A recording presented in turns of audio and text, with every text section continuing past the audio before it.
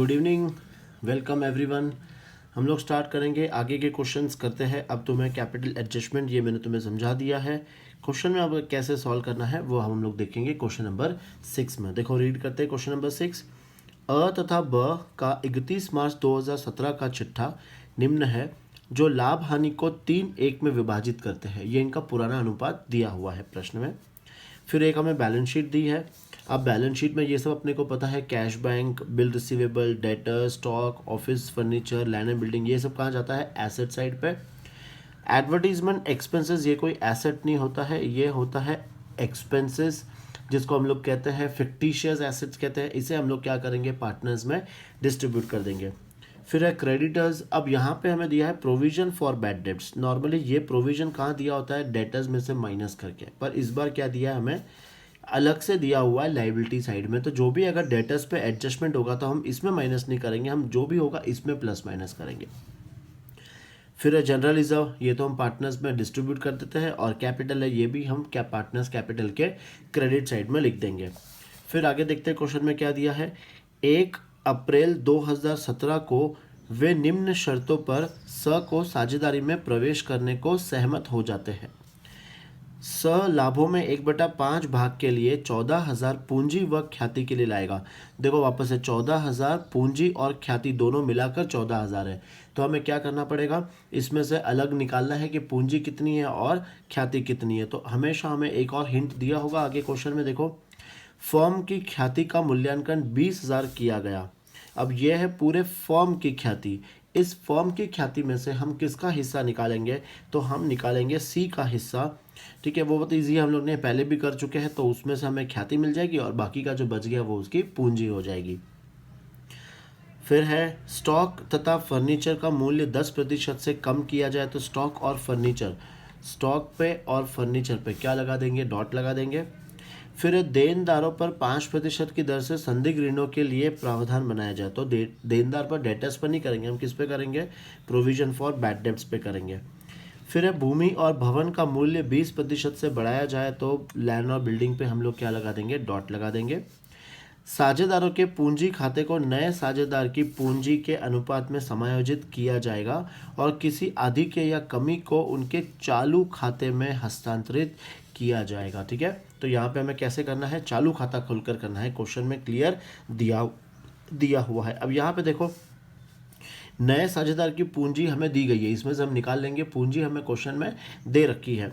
अब हमें खाली क्या करना है, कौन सा वाला मेथड यूज़ करना है, कैपिटल एडजस्टमेंट में जो हमने पहला वाला मेथड देखा था, जहाँ पे नए साझेदार की पूंजी के आधार पर हमें पुराने साझेदार की पूंजी क्या करनी है, समायोजित करनी है।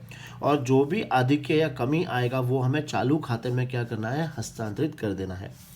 क्या क्या हमें बनाना है, पुनर्मूल्यांकन खाता, साझेदारों के पूंजी खाते और नई फर्म का चिट्ठा बनाए। तो चलो तुम लोग भी पहले क्या करो, इसका revaluation account, partners capital account और बैलेंस शीट तीनों तैयार रखो। फिर हम लोग क्वेश्चन को स्टार्ट करते हैं।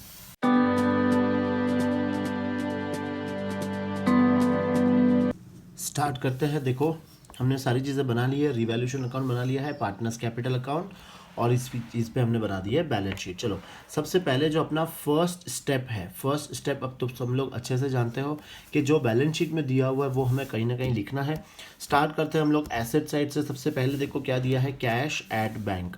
तो यहाँ पर हम लोग लिख देंगे कैश एट बैंक, और ये अमाउंट हमेशा हम लोग कैसे लिखते हैं, ब्रैकेट में लिखते हैं। तो ये भी हम लोग लिख देंगे ब्रैकेट में, 22,600 ये हमने ब्रैकेट में लिख दिया।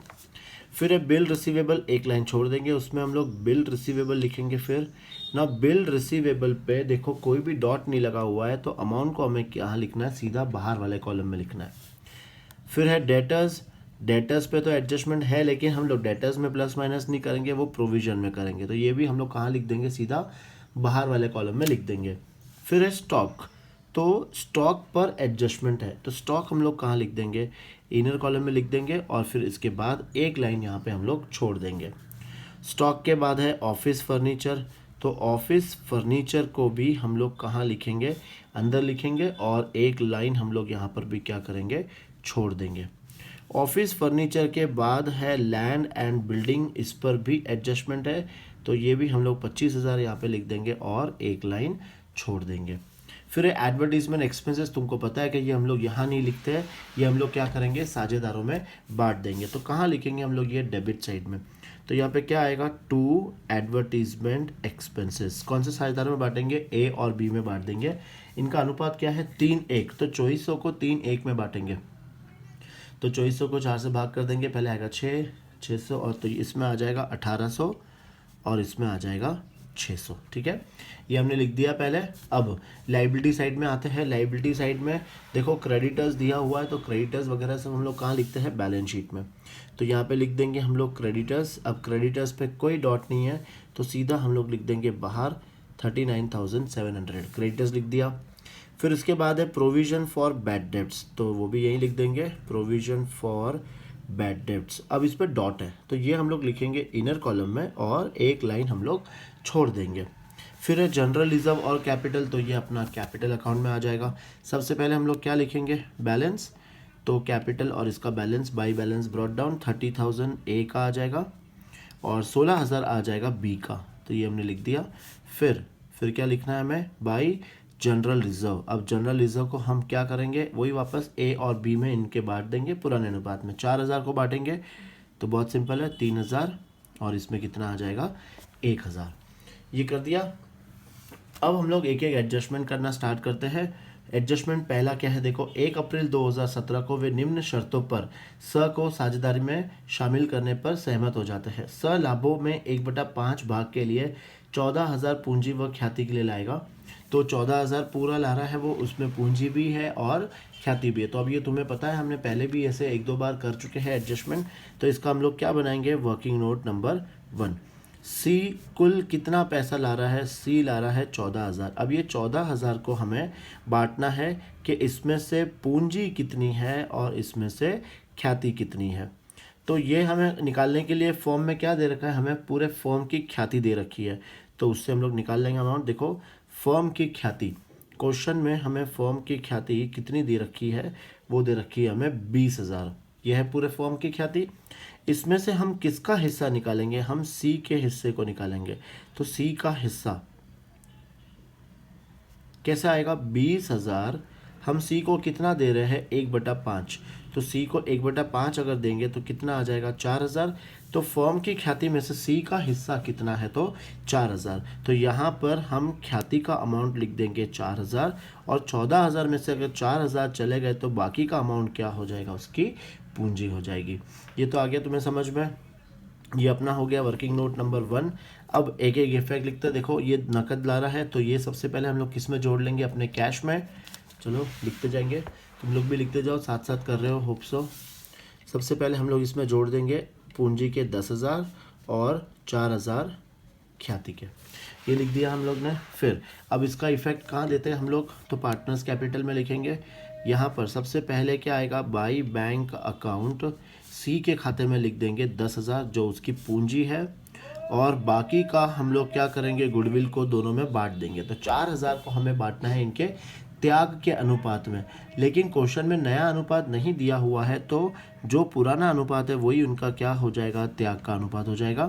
तो ये 3,000 और 1,000 हमने यहाँ पे बांट दिया।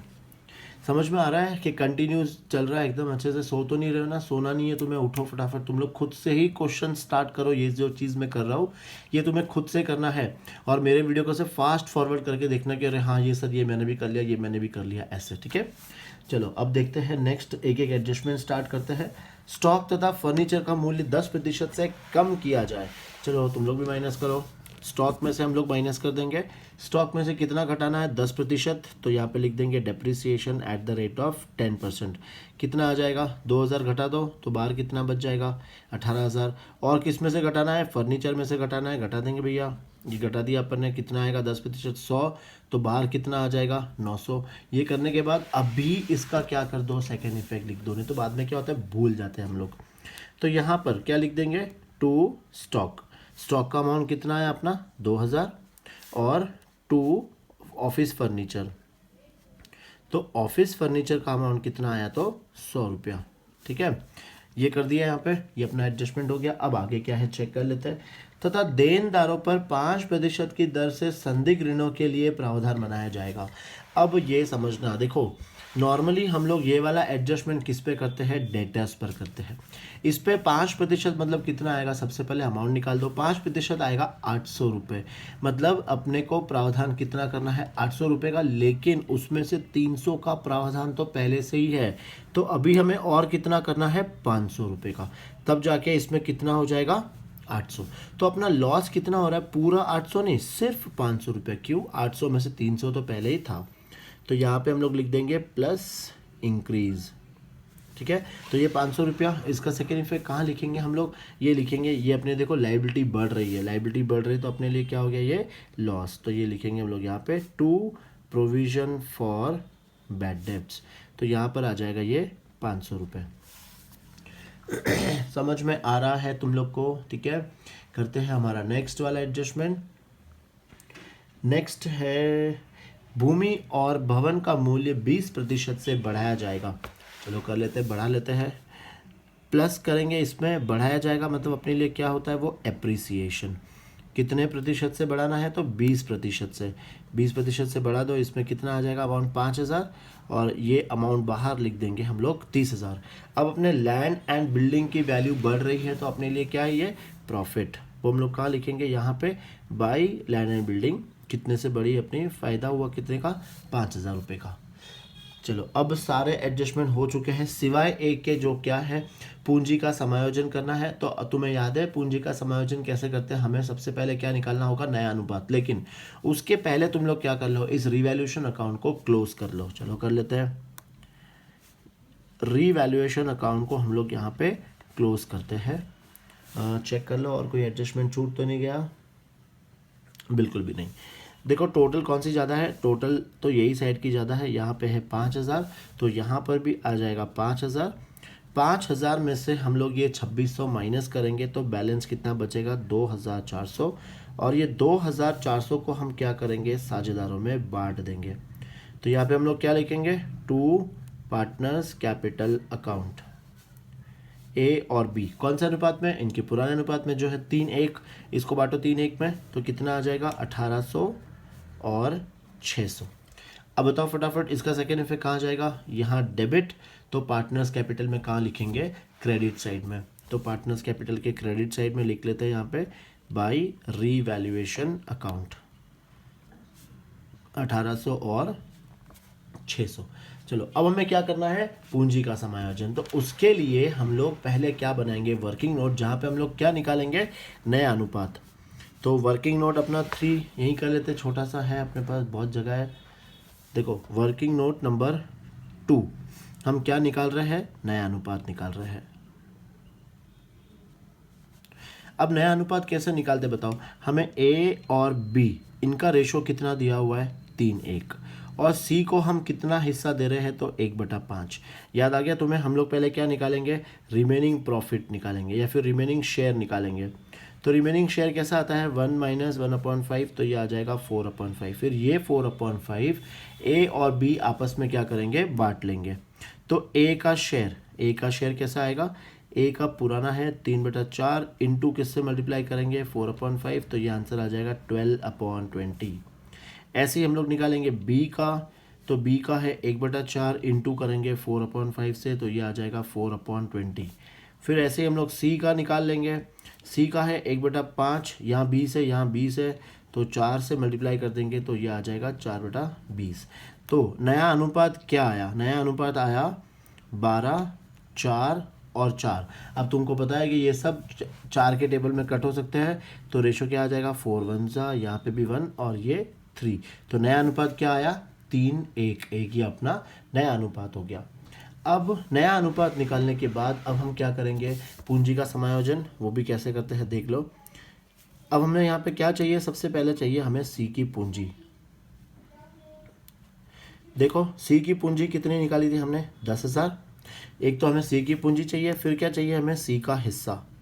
तो सी का हिस्सा कितना है, तो वो है 1/5। अब ये दोनों से हमें क्या निकालना है, फर्म की पूंजी निकालनी है। तो हम लोग यहाँ पे फर्म की पूंजी निकालेंगे। कैसे निकालते हैं, ये 10,000 इंटू इसके शेयर को हम लोग क्या कर देंगे, उल्टा कर देंगे, तो ये आ गई 50,000। ये 50,000 क्या है, पूरे फर्म की पूंजी है।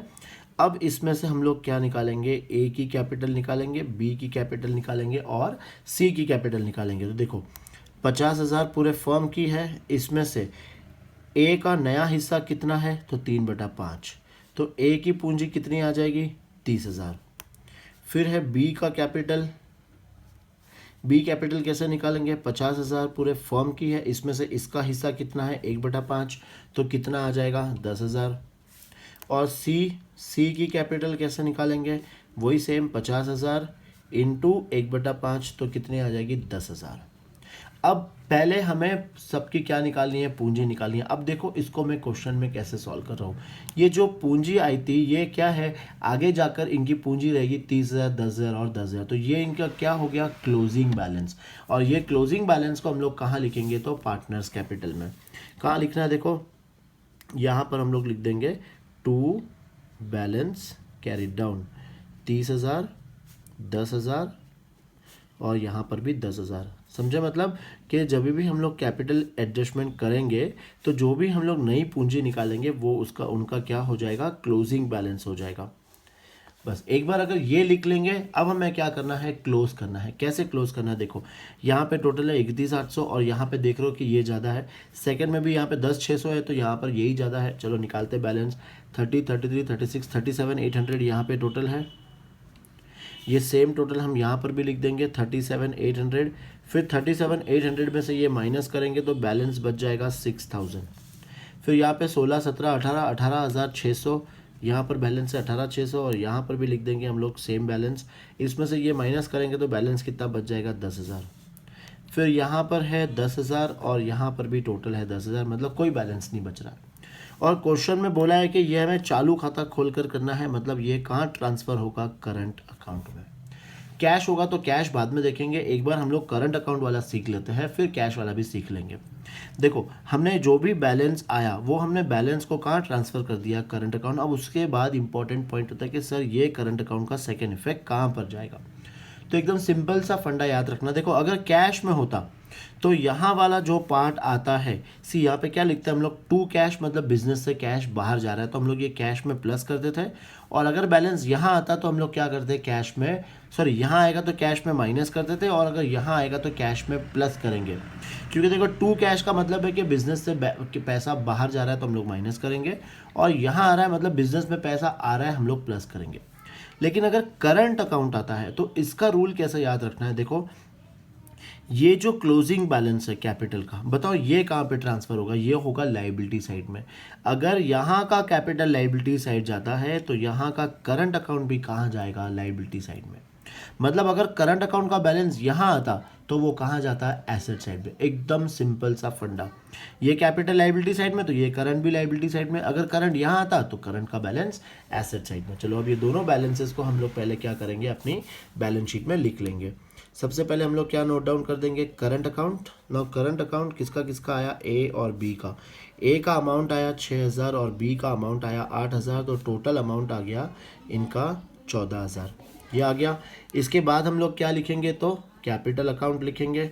नाउ कैपिटल अकाउंट का बैलेंस देखो, ए और बी का, कैपिटल और सी का भी आएगा इसमें। कैपिटल का कितना आएगा, ये 30,000, इसका आ जाएगा 10,000, फिर इसका भी आ जाएगा 10,000। अब इनकी टोटल कितनी है, इनकी टोटल 50,000, ये लिख दी हम लोग ने।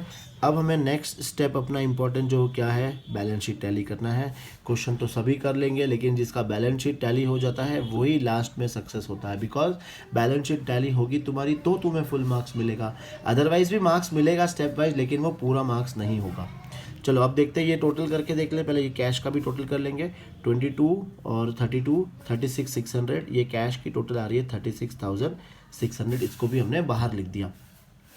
अब हम लोग लायबिलिटी को प्लस करेंगे और एसेट को प्लस करेंगे। थोड़ी सी चीटिंग कर लेते हैं, कैलकुलेटर दिखाई नहीं दे रहा, चलो छोड़ो, ये लिख लेते हैं यहाँ पे 0, फिर इसका भी आ जाएगा ये 0, फिर 8 और 7 15, तो ये आ जाएगा 5, फिर 1 कैरी 10, 10 तो 14, 14 तो यहाँ पे आ जाएगा 4, फिर 1 कैरी तो 4, 5, 5 और 5 10, तो बैलेंस टोटल कितना है, 1,04,500। लेट्स सी कि अपना एसेट का भी टोटल है कि नहीं। देखो फर्स्ट 2 0 आ जाएगा, फिर 6 और 9 15, तो 5 आ जाएगा, 5 और 1 7, 8 9 10 16 24 24 मतलब 4 आ गया, 2 कैरी, 5 6 7 8 9 10, बिल्कुल परफेक्ट। इसका मतलब तुम्हारा आंसर बिल्कुल करेक्ट है।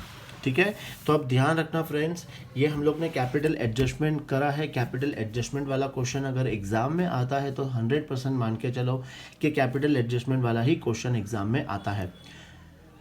उससे भी ज़्यादा प्रे करो कि आरबीएससी का नोटिफिकेशन जल्दी आ जाए और हमें खुशखबरी मिल जाए कि सर ये हट गया है कैपिटल एडजस्टमेंट, बिकॉज ये थोड़ा सा टफ है और टाइम कंज्यूमिंग भी है। अगर समझो ये कैपिटल एडजस्टमेंट नहीं होता तो अभी तक तो अपना क्वेश्चन टैली भी होके हम लोग नेक्स्ट क्वेश्चन पे जंप कर लिए होते, पर ऐसा कुछ भी नहीं है। तो हमें वो भी सारे क्वेश्चंस को भी करने हैं और कैपिटल एडजस्टमेंट को भी करना है। तो देखो, जैसे करंट अकाउंट में किया था, मैंने तुम्हें कैश अकाउंट वाला भी सिखा दिया है। तो तुम लोग अगर चाहो तो नेक्स्ट क्वेश्चन खुद से एक बार प्रैक्टिस करो, जिसमें डिफरेंस तुम्हें कहाँ ट्रांसफ़र करना है, कैश में ट्रांसफ़र करना है। एक बार ये नोट डाउन कर लो, फिर हम लोग मिलते हैं नेक्स्ट क्लास में नेक्स्ट क्वेश्चन पे।